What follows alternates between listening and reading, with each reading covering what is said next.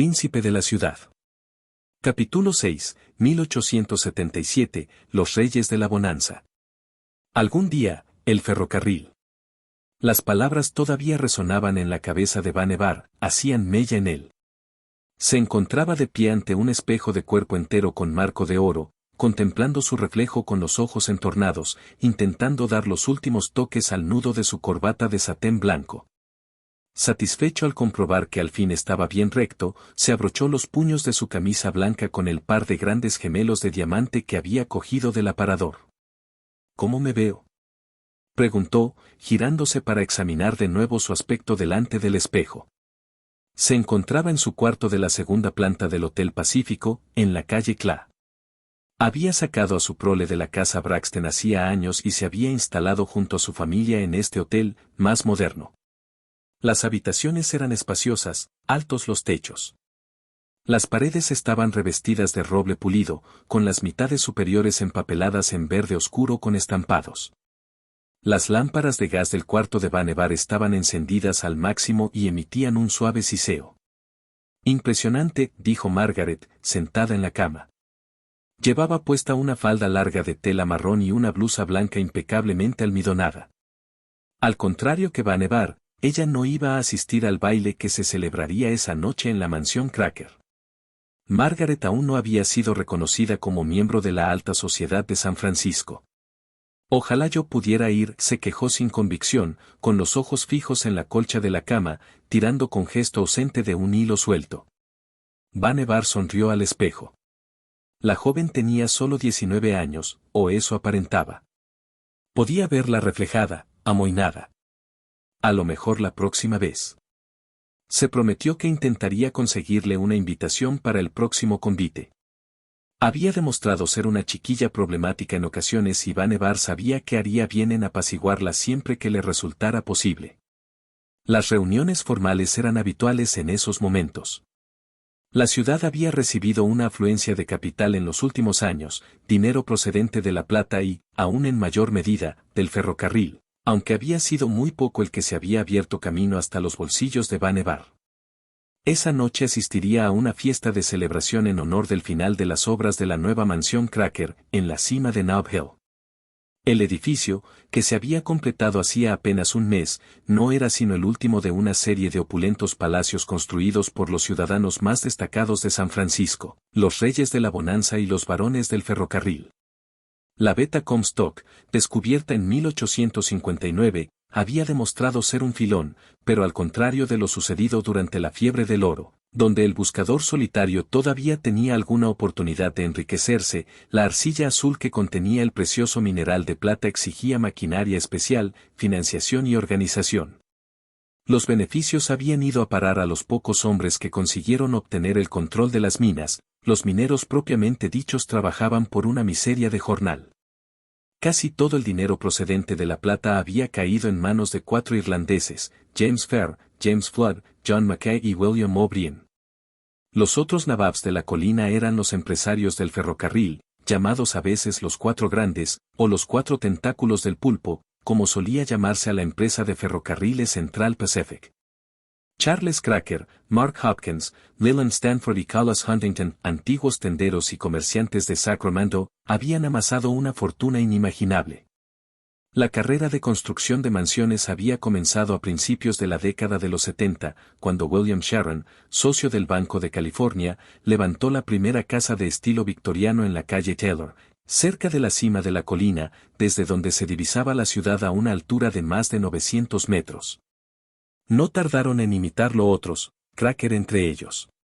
Mark Hopkins había erigido un lugar de ensueño, una monstruosidad de 6 plantas de connotaciones góticas que se encumbraba sobre la esquina de las calles California y Mason. Se sabía que la casa había costado más de $3 millones. La ciudad había experimentado un crecimiento tremendo en los últimos años, expandiéndose hacia el oeste por encima de las dunas de arena hasta llegar casi a orillas del Océano Pacífico, y hacia el sur hasta la falda de las montañas de San Bruno. San Francisco era ahora una de las principales ciudades americanas, e incluso alardeaba de alojar una casa de la moneda del gobierno de los Estados Unidos. Abundaban los proyectos de construcción, entre los cuales destacaba el fabuloso Hotel Palace. El Palace, que ocupaba un bloque entero de la céntrica calle Marquette, medía 6 pisos de altura.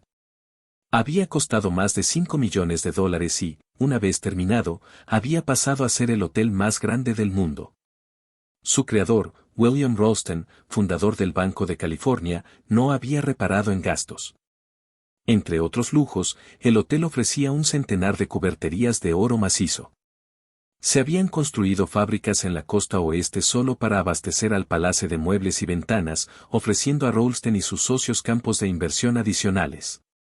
Como guinda del pastel, Ralston había contratado los servicios del chef del afamado restaurante neoyorquino del Mónico, dejándolo al mando de las cocinas del palacio. A pesar de todo, gran parte de la ciudad sufría problemas económicos. El ferrocarril transcontinental, cuyo tendido había comenzado en 1863 y se había completado en 1869, había prometido una nueva época de prosperidad. Pero cuando las vías murieron en Sacramento, a 120 kilómetros hacia el interior, San Francisco se quedó plantada. No solo se resintió de la pérdida de la estación de ferrocarril, sino que, ahora que se podía transportar la mercancía rápida y eficazmente de un extremo a otro del país, la antaño vital industria naviera de la ciudad vio su mercado reducido a la mitad. Los únicos que sobrevivieron a la crisis financiera fueron los que habían invertido en el ferrocarril y participaban de los beneficios de su éxito. Vannevar, por desgracia, no se contaba entre ellos. Al principio había invertido grandes sumas de dinero en el proyecto, pero, cuando estalló el conflicto acerca del final de la línea, retiró su capital, pensando que si cancelaba su apoyo el número suficiente de inversores de la ciudad, podrían obligar al tendido ferroviario a llegar a San Francisco. La idea había partido de un nuevo primogénito bruja, un irlandés llamado Dugan, y tanto Vannevar como Montelaine se habían dejado convencer. Como se vería más tarde, el número de inversores de fuera demostró ser más que suficiente para financiar el proyecto hasta su culminación, y ambos vampiros se habían quedado con un palmo de narices. Se había producido una importante recesión tras la finalización del tendido y, algunos años más tarde, el colapso del Banco de California de Ralston les había provocado pérdidas aún mayores a los dos. Al día siguiente de la quiebra del banco, Ralston se ahogó mientras disfrutaba de su baño diario frente a los muelles de Meigh. Se estableció que la causa oficial de la muerte había sido un paro cardíaco, aunque muchos sospecharon que se había suicidado. Vannevar era uno de los pocos que sabían que la muerte de Ralston había sido el resultado de una venganza sobrenatural por parte del príncipe Montelaine. Ni Vannevar ni Montelaine se quedaron en la indigencia, pero habían visto cómo caía en picado el valor de sus propiedades, y ambos se habían visto obligados a subastar posesiones en un esfuerzo por reunir capital. Vannevar perdió porciones de su dominio además del control de su propiedad, otros vástagos comenzaron a usurpar las tierras de sus límites en cuanto les parecía que podrían salirse con la suya. A pesar de los acuerdos formales que suscribía la primogenitura, la rivalidad entre clanes y vampiros individuales era feroz y cualquier indicio de debilidad era rápidamente aprovechado. Vannevar había acabado de vestirse y se disponía a salir cuando alguien llamó a la puerta. «Adelante». Riley abrió la puerta y entró.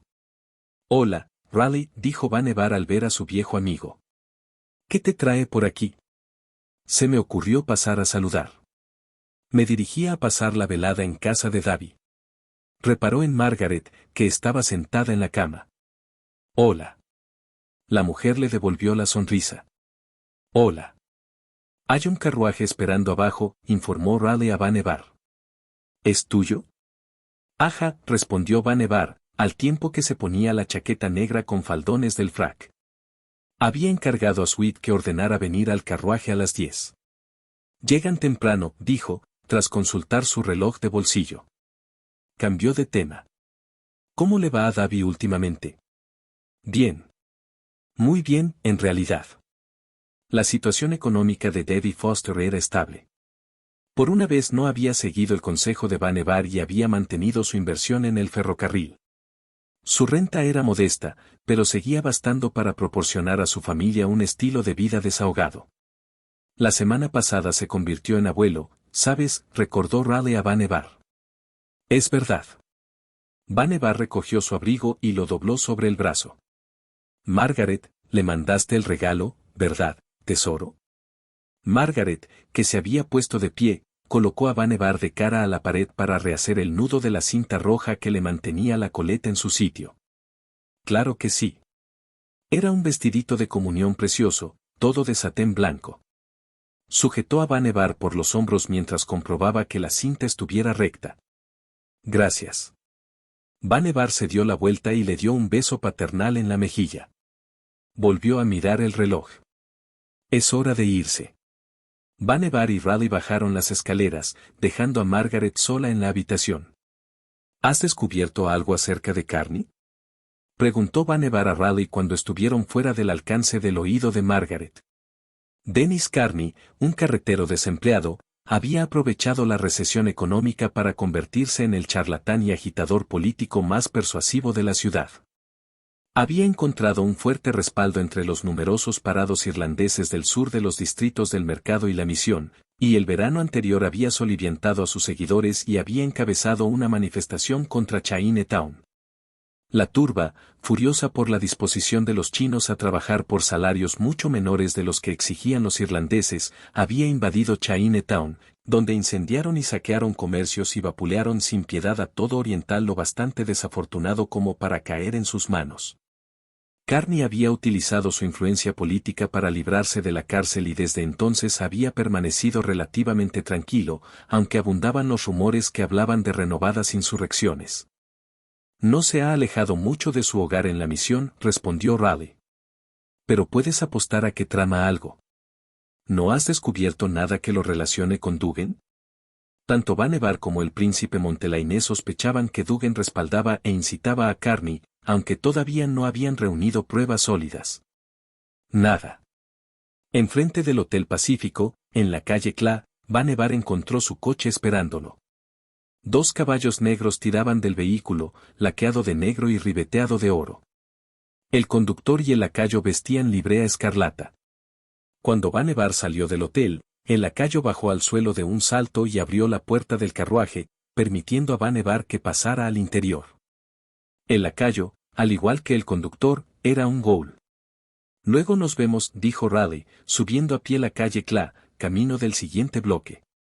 Vannevar se despidió con la mano asomado a la ventanilla y ordenó al conductor que emprendiera la marcha. La calle Cla comenzaba en el puerto.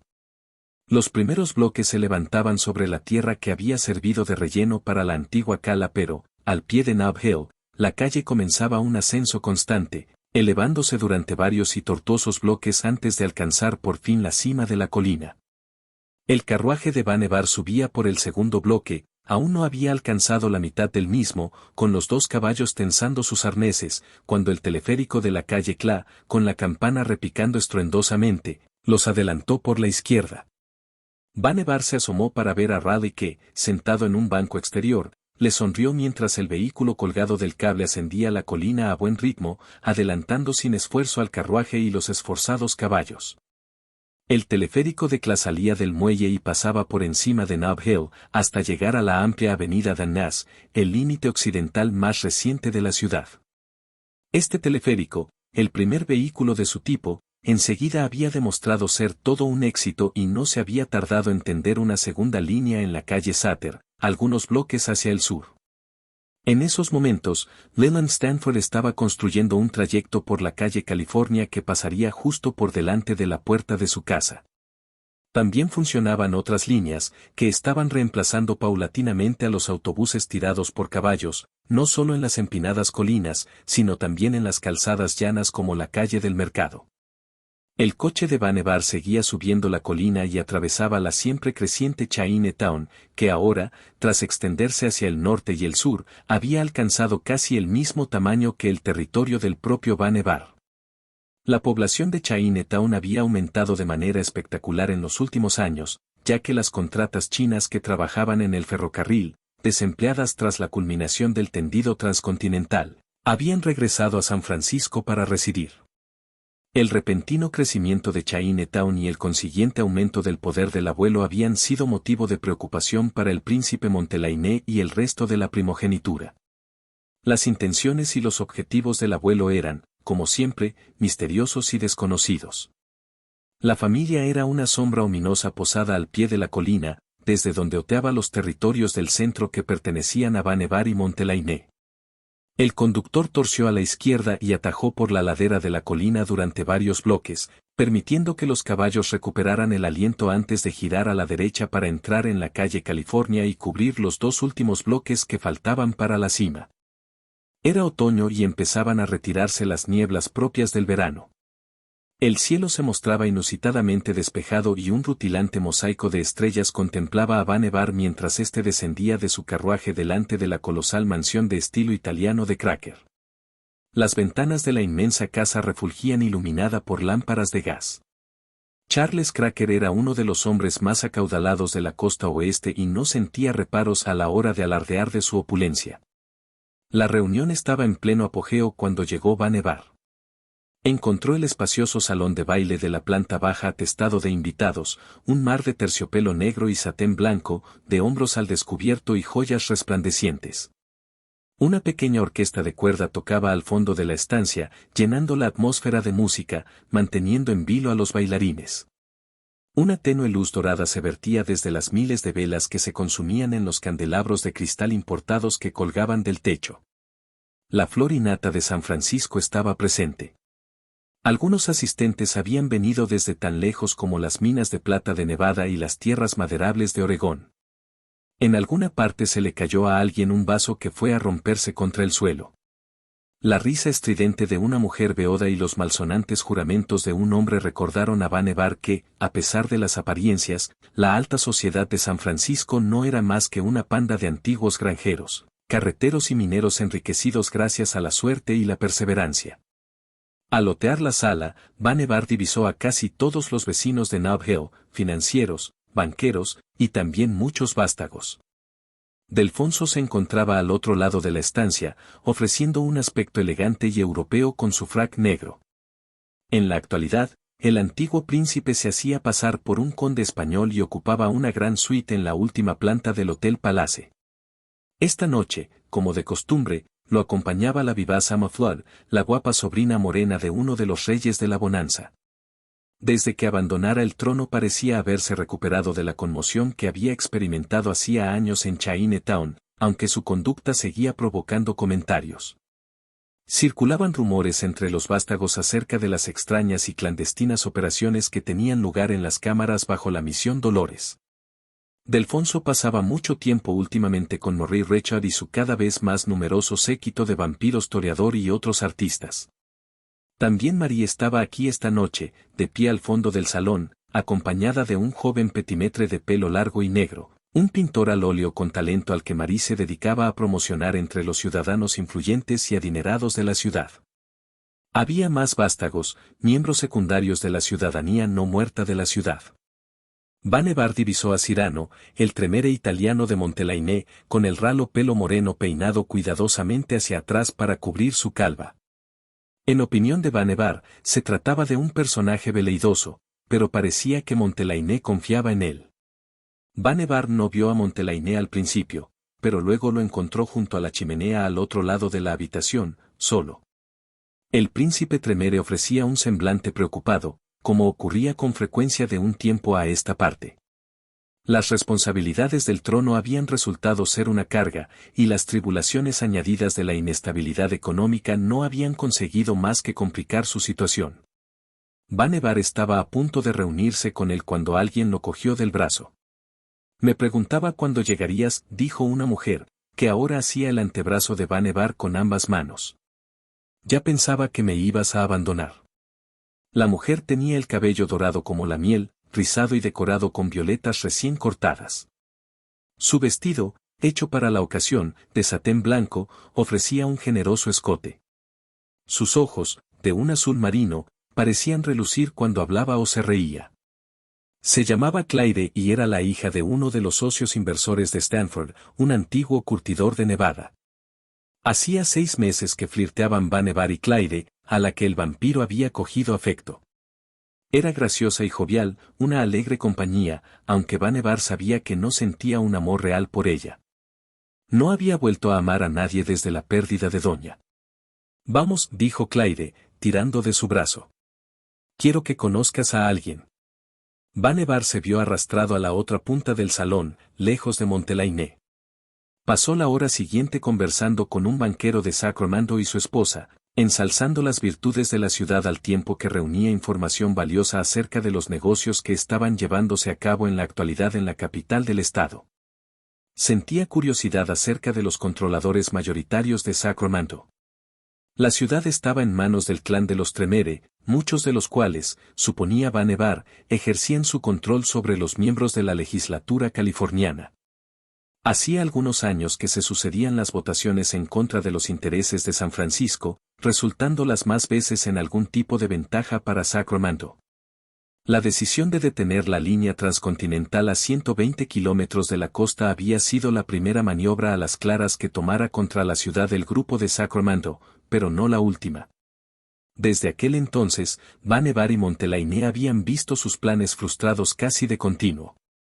Claire y la esposa del banquero acabaron por hacer una visita al tocador y Vannevar, tras haber sonsacado al banquero todo lo que creía posible, se disculpó y dejó a su interlocutor solo en la barra. Vannevar vio a Dugan de pie al borde de la pista de baile, rodeado de un grupo de admiradoras. El primogénito bruja había llegado hacía escasos minutos, pero ya estaba repartiendo sonrisas y halagos entre las jovencitas. Dugan había aparecido en la ciudad hace algunos años, reemplazando al difunto Snake Webcam en calidad de antiguo y primogénito del clan bruja. Pelirrojo, braco y belicoso, había combatido contra el régimen inglés en su Irlanda natal antes de emigrar a América. A Vannevar le costaba trabajo encontrar alguna virtud en Dugan y tampoco estaba seguro de saber cuáles eran sus motivaciones.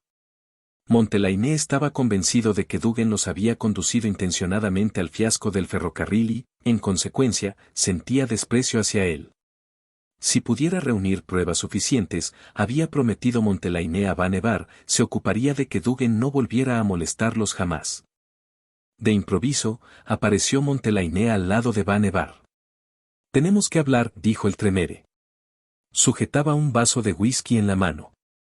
Fingía dar algún que otro sorbo, pero lo cierto era que no llegaba a beber ni una gota y el nivel de licor se mantenía siempre constante.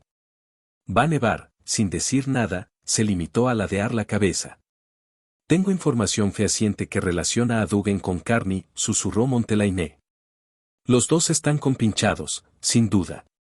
Vannevar preguntó a Montelainé qué tipo de pruebas había obtenido, pero el francés se mostró esquivo. Desde su nombramiento como príncipe, el ingenioso Tremere había dado en tornarse más reservado ante Vannevar y rara vez compartía todo lo que sabía con su viejo amigo y sostén. Vannevar había seguido a Montelainé de buen grado durante todos estos años, pero tenía cada vez más motivos para dudar de lo acertado de algunas de sus decisiones. De un tiempo a esta parte, Vannevar disentía las más veces con Montelainé y desaprobaba sus decisiones. Empero, se sentía obligado a mostrar lealtad a su príncipe. Vannevar estaba a punto de preguntar a Montelainé qué pensaba hacer con Dugan cuando de repente reapareció Claire, adhiriéndose de nuevo al brazo del Ventrue. «Luego hablamos», dijo Montelainé, saludando a Claire con una reverencia, antes de marcharse. «Ven», dijo Claire, arrastrando de nuevo a Vannevar. «Mi tío quiere hablar contigo». El tío de Claire era Leland Stanford, hombre de mucho talento y un auténtico mago de las finanzas y los negocios.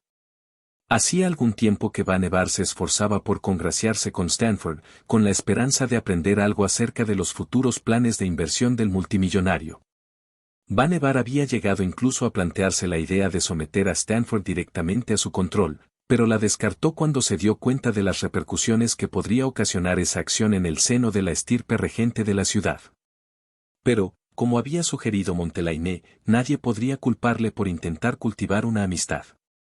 Stanford, que sentía que había algo extraño con el pálido desconocido que cortejaba a su sobrina, se mostraba cauteloso con Vannevar, aunque era evidente que sentía cierto respeto por ese hombre misterioso y algo taciturno que era el amante actual de Claire. «Buenas noches», Vannevar saludó Stanford, con una sonrisa, cuando se hubo reunido con él la pareja. «Una fiesta encantadora», dijo Vannevar. «Esta vez Cracker se ha superado a sí mismo». Stanford se mostró de acuerdo y, cambiando de tema, preguntó: «¿Has vuelto a pensar en el puesto que te ofrecí?» Stanford, que reconocía el talento inversor de Vannevar, le había propuesto entrar a formar parte de una de sus muchas empresas ocupando un cargo de responsabilidad. Sí, sonrió Vannevar. Pero me temo que tengo que rechazarlo. Mis negocios exigen toda mi atención en estos momentos, aunque he de decir que tu oferta me ha parecido muy generosa. El resto de la conversación con los Stanford estuvo cargado de trivialidades, con la señorita Stanford hablando sin cesar de sus planes de remodelación para la lujosa mansión que poseía la pareja 2 bloques más abajo en la calle California, cerca de Powell. Vannevar escuchaba cómo describía un nuevo cargamento de alfombras orientales que acababa de recibir cuando sintió un tirón en la pernera del pantalón. Miró abajo y vio el semblante radiante y sonriente de un niño que rondaría los 8 años de edad, vestido con un traje de terciopelo color vino. Arrow Leland dijo, el único retoño de los Stanford y la niña de sus ojos, nacido cuando la pareja llevaba casada ya más de 20 años. Vaya, pero sí es el joven Leland, sonrió Vannevar, agachándose para dar unas palmaditas en la cabeza al pequeño. Bebía los vientos por el niño. ¿Qué haces levantado tan tarde esta noche? Papá me deja, respondió Leland Jr. Voy a estar despierto toda la noche. Ah, ¿con qué esas tenemos? Bromeó Vannevar. Aja. Igual que tú, tío Vannevar. Todos se rieron. La costumbre de Vannevar de trabajar durante toda la noche y dormir de día era bien conocida en el grupo, aunque solo Clyde conocía la verdadera razón que explicaba su extraña tendencia. Minutos más tarde, la pareja se despedía de los Stanford. Clyde condujo a Vannevar fuera del salón y subió con él la enorme escalera curvada que conducía a la primera planta. Ya en el dormitorio de Clyde, la joven se sentó en la cama con doseles mientras Vannevar, tras quitarse las botas, se arrodillaba detrás de ella, masajeándole con delicadeza los hombros desnudos. Un pálido haz de blanca luz de luna se filtraba a través de las cortinas que cubrían la ventana a sus espaldas. Clyde le cubrió las manos con las suyas, sujetándolas con firmeza. Tenía los ojos brillantes, aunque no se giró para mirarle. Mi padre quiere saber si tus intenciones hacia mí son honorables, dijo, con coquetería. Para nada, contestó Vannevar, abrazándola, inclinándose sobre ella para hundir los colmillos en su suave garganta. Clyde dejó escapar un suspiro al tiempo que ambos se dejaban caer de espaldas en la cama. Una hora más tarde seguían tumbados uno junto a otro, a oscuras, cuando oyeron gritos procedentes del exterior y se escuchó cómo se rompía un cristal. Vannevar se levantó de la cama y se acercaba a la ventana cuando la atravesó una piedra, esparciendo trozos de vidrio por toda la alfombra. ¿Qué ocurre? Boqueó Clyde, al tiempo que se sentaba. Se había quedado dormida. Hay gente en la calle, dijo Vannevar, de pie junto a la ventana, escrutando el exterior. Creo que se trata de Carney. Una muchedumbre de cientos de personas se había reunido en torno a la mansión Cracker, rodeándola casi por completo. Algunos esgrimían antorchas, otros blandían rastrillos y otras herramientas, como si de armas se trataran. Sal, Cracker. No puedes esconderte ahí dentro eternamente. Gritó un hombre frente a la casa. Vannevar vio a Dan Sconey a la cabeza de la turba. Agitaba el puño contra la mansión y continuaba vociferando. Sal, cobarde. Bastardo. Y saca también tus millones para que podamos dar de comer a nuestros hijos. Los manifestantes gruñeron al unísono. Voló otra piedra y, en alguna parte, se rompió otra ventana. Ven, dijo Vannevar, calzándose las botas. Será mejor que bajemos. Regresaron corriendo al salón y encontraron a los invitados enmudecidos, en silencio los músicos. Los hombres se asomaban a las altas ventanas mientras casi todas las mujeres se agolpaban en el centro de la pista. Vannevar y Clyde se reunieron con Montelainé cerca de una de las grandes ventanas. El príncipe sujetaba todavía su vaso de whisky, intacto. Es Carney, dijo Vannevar. Lo sé. ¿Qué pretende esta vez? Ni idea, respondió Montelainé, lacónico. Pero mira ahí. Señaló en dirección a la otra punta de la estancia, donde Dugan, asomado a otra ventana, observaba entusiasmado a la enfervorizada multitud congregada afuera. Parecía que no cupiera en sí de gozo. ¿Qué te había dicho? Comentó Montelainé. Vannevar espió a Dugan por un momento, antes de asentir, conforme. Pese al temor inicial a que el gentío pudiera asaltar la residencia, la situación se mantuvo casi inalterada. Los manifestantes deambulaban sin saber qué hacer a continuación, hasta que se presentó la policía y comenzó a dispersarlos, convenciendo a los hombres de que volvieran a sus casas.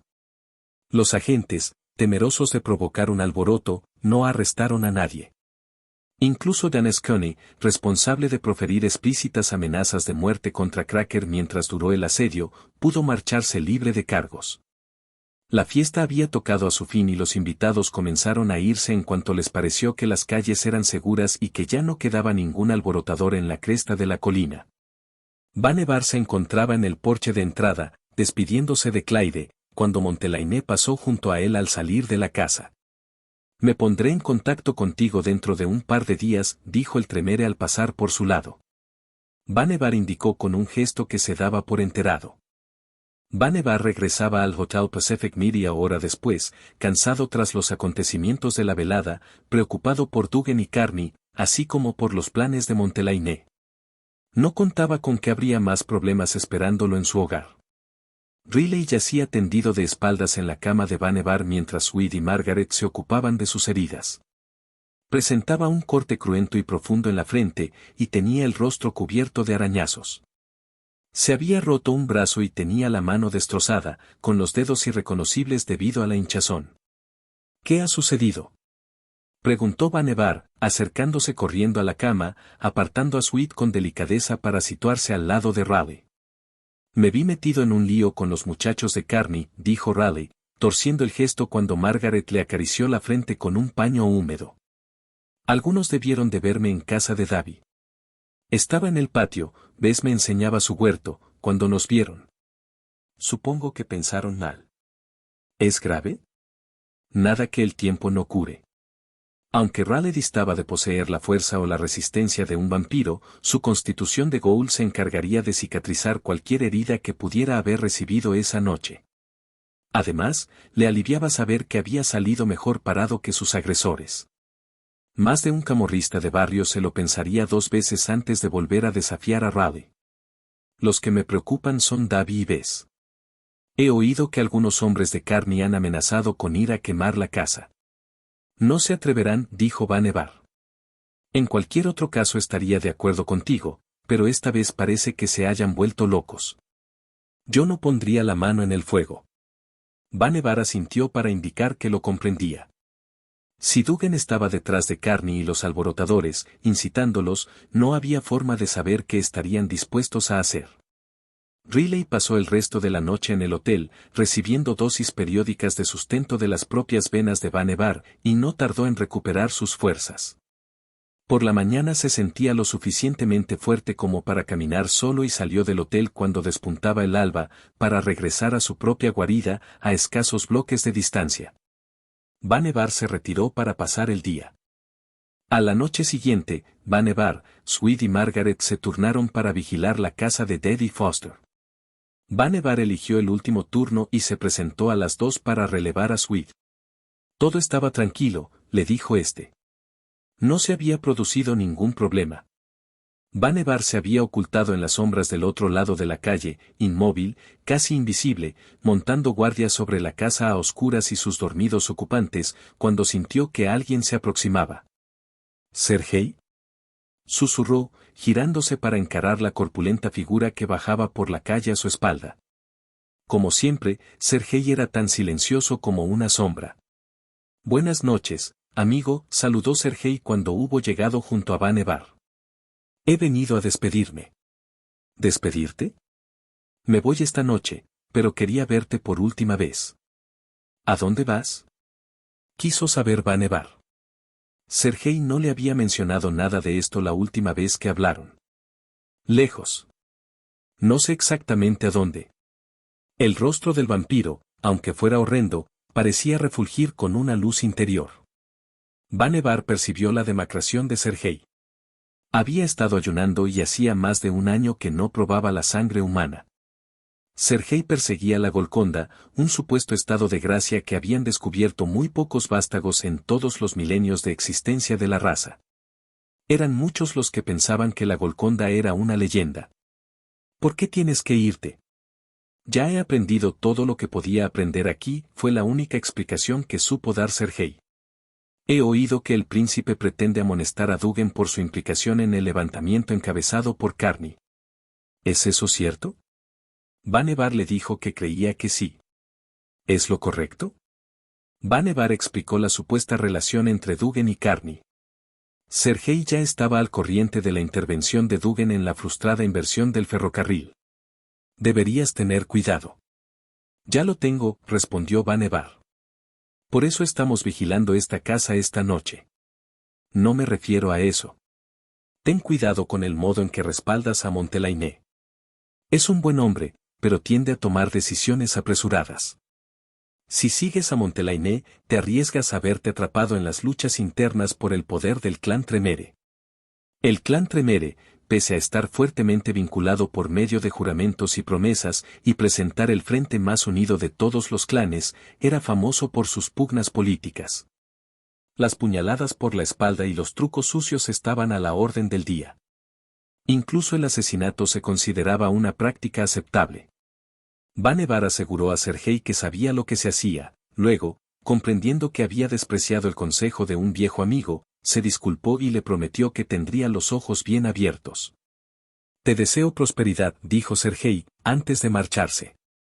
Espero que consigas todo lo que quieres y que quieras todo lo que consigas. Dicho lo cual, desapareció. Vannevar esperó, vigilando la casa casi hasta el amanecer, antes de apresurarse a bajar por la colina en dirección a su refugio en el Hotel Pacífico. Allí encontró un mensaje de Montelainé, que le pedía que se reuniera con él a la noche siguiente en un almacén abandonado, al sur de la calle del mercado. A la noche siguiente, Vannevar llegó al almacén de los muelles del distrito sur a la hora señalada por Montelainé. Como le rogara éste, había acudido a pie para evitar que alguien divisara su bien conocido carruaje en la zona. El sur de la zona del mercado, antiguo territorio bruja, había sido ocupado por Montelainé poco después de la muerte de Snake Wickham. Montelainé había expulsado a todos los bruja que allí residían y les había obligado a instalarse en los barrios residenciales centrales del recién desarrollado ensanche occidental de la ciudad. El sur de la zona del mercado había sido un lugar lucrativo, lleno de almacenes y otros edificios relacionados con el transporte de mercancías, pero la recesión lo había sumido en la miseria. La mayoría de los almacenes se veían ahora vacíos, las calles estaban desiertas y oscuras. No costaba trabajo darse cuenta del motivo por el que Montelainé había escogido esta sección de la ciudad para la reunión de esta noche. Vannevar llamó a la herrumbrosa puerta de acero, que se abrió con un chirrido para revelar el rostro de Cyrano, el segundo al mando de Montelainé. Adelante, dijo Cyrano, con expresión preocupada. Era evidente que se sentía tan desconcertado como Vannevar por la cita. Siguió a Cyrano por el vestíbulo hasta llegar a una zona de almacenaje sucia y vacía. Allí estaba Montelainé, de cara a su prisionero, Dugan, al que había encadenado enérgicamente a una columna de hierro. El bruja estaba desnudo de cintura para arriba y tenía la barbilla apoyada en el pecho. Montelainé se había quitado el abrigo y se había arremangado la camisa. Buenas noches, Vannevar, dijo Montelainé, en voz baja, cuando vio a su amigo. Gracias por acudir esta noche. Vannevar esbozó una sonrisa forzada y volvió a mirar al prisionero. ¿Ha confesado algo? No, admitió Montelainé. Insiste en que no tiene nada que ver con Carney, pero yo conozco la verdad. Tenía el rostro enjuto. Montelainé no encontraba más placer en esto que Vannevar o Cyrano. Vannevar se acercó al prisionero, lo agarró del cabello y le levantó la cabeza para poder mirarle a la cara. ¿Qué tienes que alegar en tu defensa, Dugan? Dinos la verdad. Dinos lo que sepas sobre Carney, sobre el grupo de Sacramento. Todo. No tenemos motivos para torturarte. Solo queremos la verdad. El vapuleado vampiro miró a su interrogador, sus ojos desenfocados escrutaron el semblante de Vannevar por un momento antes de reconocerlo. Vannevar. Exclamó, desesperado, con la voz ronca y desgarrada. No tuve nada que ver, en serio. Sé que lo del ferrocarril fue culpa mía. No debí apoyar aquella idea. Hice caso de un consejo equivocado, eso es todo. Lo siento, tú lo sabes. Yo también sufrí mis pérdidas, ¿sabes? Pero no tengo nada que ver con Carney. Ni siquiera lo conozco. Anoche parecía que estabas pasándotelo en grande. Danador estaba pensando en lo que le había sucedido a Raleigh y en las amenazas contra el hogar de los Foster. Estaba furioso. Venga. Dinos la verdad. Le sacudió la cabeza, pero Dugan se limitó a proferir un quejido. Vannevar soltó al bruja y dejó que su barbilla volviera a estrellarse contra su pecho. Se volvió hacia Montelainé y se encogió de hombros. Parecía que no había nada que pudieran hacer para conseguir que hablara. Montelainé guardó silencio por un instante, se limitó a observar al prisionero, frotándose las manos. Eso es todo, dijo, al cabo, como si hubiera tomado una decisión. Tenemos que matarlo. Vannevar se sobresaltó. Condujo a Montelainé a un lado, para susurrar fuera del alcance del oído de Dugan. ¿Estás seguro?, preguntó al francés. No está claro que haya tenido nada que ver. Estoy convencido, dijo Montelainé, con firmeza. Y no soy el único. No te lo he contado todo, Vannevar. Hace tiempo que conspiran contra el trono y estoy seguro de que el clan Bruja está detrás del complot. Vannevar miró de soslayo al cautivo que colgaba de sus cadenas y de nuevo a Montelainé. Habrá repercusiones. La desaparición de Dugan no pasará desapercibida. Tienes razón, sin duda, convino Montelainé. Pero debemos estar preparados para afrontar las consecuencias. Es nuestro futuro lo que está en juego. Montelainé, de pie ante el prisionero, cogió una varita de incienso encendida de manos de su ayudante. A continuación, tras describir una serie de círculos en el aire con la vara humeante, comenzó a musitar las palabras del encantamiento que pretendía lanzar sobre su víctima, con la mirada clavada en el derrengado Dugan. Conforme Montelainé imprimía rapidez al ensalmo, el cuerpo del bruja empezó a palpitar y convulsionarse en respuesta. Dugan se despertó, levantó la cabeza para contemplar a sus captores. Abrió la boca, quiso hablar, pero no pronunció palabra alguna, tan solo un repugnante sonido untuoso. Gimió de dolor. Sus ojos se distendieron, se le desencajó la mandíbula y su lengua osciló sin fuerza. Su torso subía y bajaba al son del cántico de Montelainé, hinchándose y desinflándose rítmicamente a medida que el corazón del bruja latía enloquecido, descontrolado. Dugan gimió de nuevo y se produjo un sonido desgarrador cuando se abrió de par en par su pecho y el corazón desbocado se liberó y cayó al sucio suelo de cemento en medio de un torrente de sangre negra y humeante. El bruja se desplomó, muerto. Montelainé, al borde del desvanecimiento, se sentó y se enjugó la frente con la manga de su camisa. El episodio le había dejado profundamente estremecido. Vannevar se despidió del Tremere y se marchó mientras Cyrano emprendía la tarea de limpiar el almacén y eliminar las pruebas. De camino a casa, Vannevar recordó el último consejo que le diera Sergei la noche que se fue de la ciudad. No podía quitarse de encima la sensación de que habían cometido un grave error al asesinar a Dugan. Vannevar no sentía ningún aprecio por el bruja, habida cuenta de su pendenciera reputación, pero no había disfrutado viéndolo sufrir. Seguiría apoyando a Montelainé, pero temía que se hubieran excedido en sus funciones. A la noche siguiente, Vannevar y Montelainé irrumpieron en el dominio bruja del ensanche occidental, comandando a sus seguidores en una serie de rápidas batidas que sofocaron rápidamente cualquier revuelta que se hubiera podido fraguar. Los dos chiquillos reconocidos de Dugan juraron lealtad al príncipe, sancionando oficialmente la ejecución de su antiguo. Como se sospechaba, descubrieron a otros vampiros bruja en la zona, retoños ilegítimos de Dugan de los que el príncipe no había sabido nada y cuya creación no había aprobado. Para dar ejemplo a los futuros infractores, estos vástagos fueron destruidos.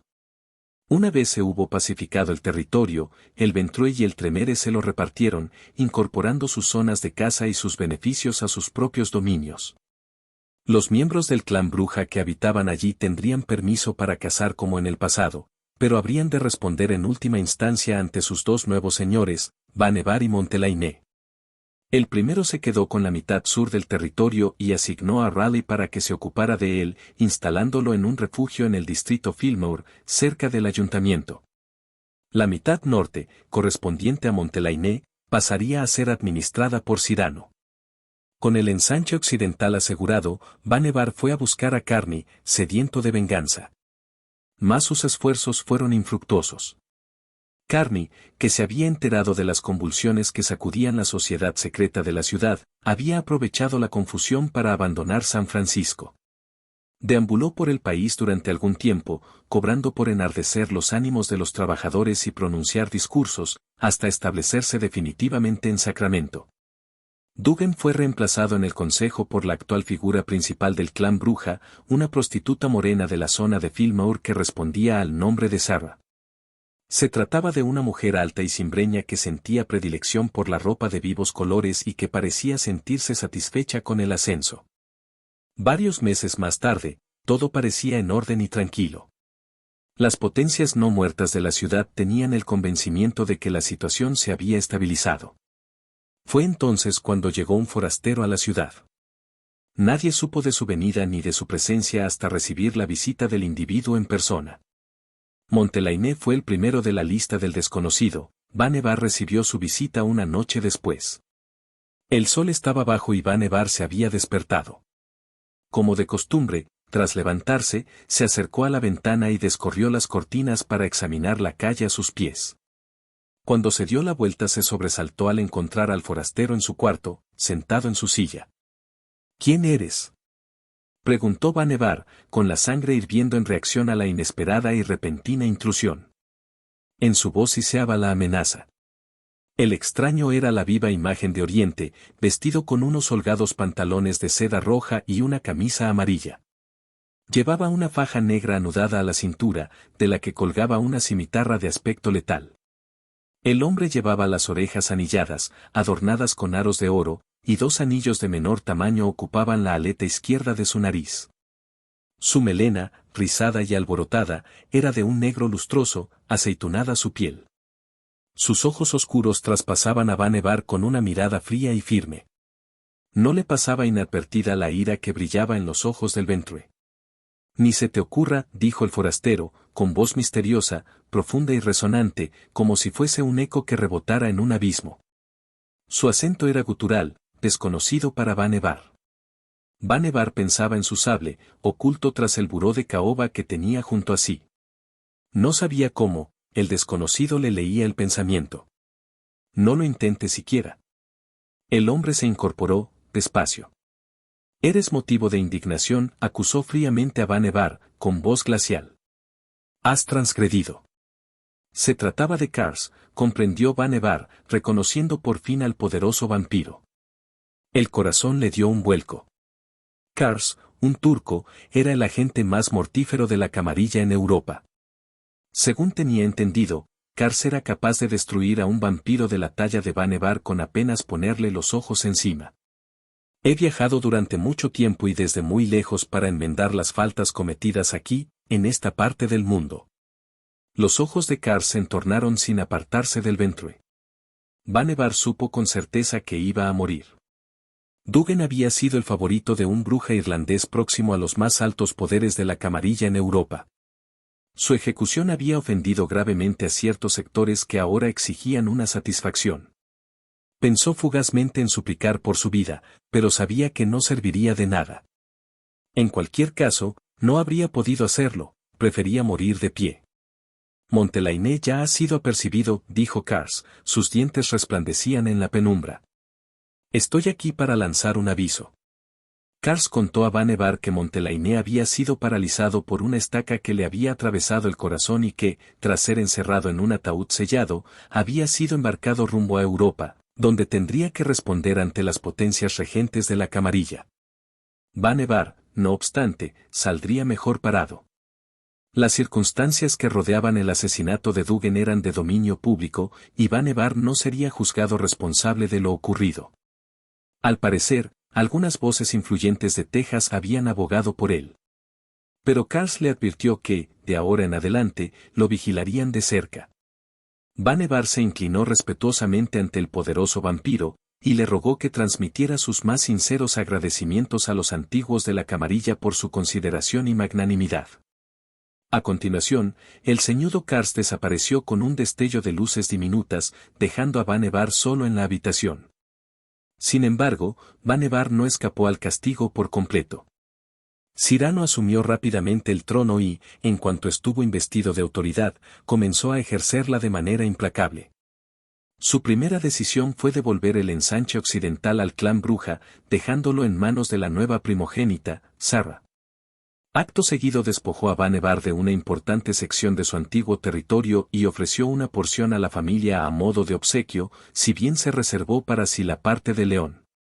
Para cuando Cyrano hubo terminado con él, Vannevar se encontró en posesión de poco más que la antigua costa de la barbarie y los escasos y precarios bloques de viviendas que se levantaban algo más al sur. Cyrano se había quedado con casi todas sus propiedades de valor, bancos, despachos gubernamentales, y las importantes dársenas y la industria naviera a la que abastecían. En el transcurso de los meses siguientes, Vannevar descubrió que el taimado Cyrano había estado detrás de la caída de Montelainé desde el primer momento. Tras aliarse con los Tremere de Sacramento, había proporcionado información falsa a Duggen acerca de la financiación del ferrocarril y, por medio de intermediarios, había sido la mano que moviera los hilos de Dan Sconey y su banda. Duggen, aunque destruido, fue exonerado, y Cyrano expresó sus condolencias a los demás Bruja, pese a su complicidad en la muerte del vampiro. Hizo correr la voz de que lamentaba que la camarilla no hubiera eliminado a Vannevar al mismo tiempo que destronaba a Montelainé. Vannevar continuó siendo el primogénito Ventrue y retuvo su asiento en el consejo, pero ahora, sin territorio posibles ni el apoyo del consejo, su influencia era nula. Solo Morri Richard, la toreador, siguió mostrándole su amistad abiertamente. Obligado por la precariedad de su economía, Vannevar se vio obligado a trasladarse junto a su familia a un hogar más humilde.